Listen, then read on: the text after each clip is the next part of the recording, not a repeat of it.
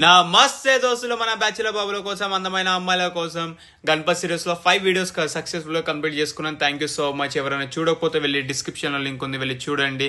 Crispy గారెలతో నేను మీ ముందుకు వచ్చేసా. మామూలు ముందుగా మనం ఈ గారెలు ప్రిపేర్ చేసుకోవాలంటే ఒక గిన్నెలో ఒక పావు కేజీ మినపప్పు వేసుకోవాలి మామ. వేసుకొని కొంచెం వాటర్ వేసుకొని మంచిగా వాష్ చేసుకోవాలి. దాని మీద ఏదో అడ్డమైన పౌడర్లు ఉంటాయి. ఆ పౌడర్లు పొట్టలోకి వెళ్తే పొట్ట నొప్పి వస్తుంది. ఆ పొట్ట నొప్పి రాకూడదంటే మనం మంచిగా వాష్ చేసుకొని ఆ పౌడర్ పోయేంత వరకు మంచిగా వాష్ చేసుకొని ఆ నీళ్ళు బయట వడగొట్టేసి ఇంకొక మంచి ఫ్రెష్ వాటర్ వేసేసుకొని ఒక 3 గంటల నానేంత వరకు సైడ్ పెట్టుకోవాలి మామ. మూత పెట్టేసి 3 గంటలు అయిపోయిన తర్వాత మూత తీసి మళ్ళీ ఫ్రెష్ వాటర్ వేసి మంచిగా కడుక్కోవాలి మామ.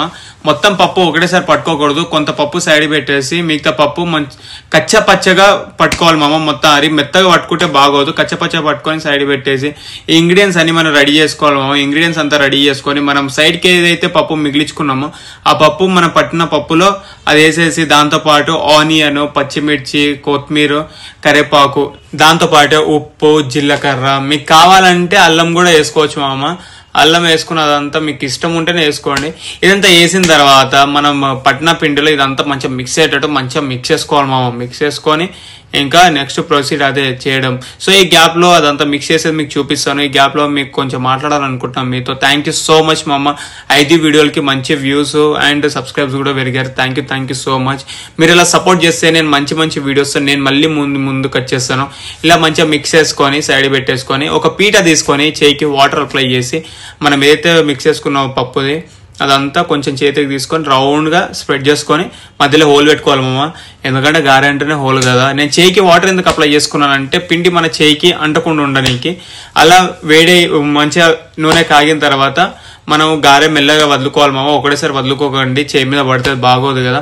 సో మన తిననీకే కదా చేసుకునేది. సో ప్రశాంతంగా చేసుకోండి, హడావిడి ఏం లేదు.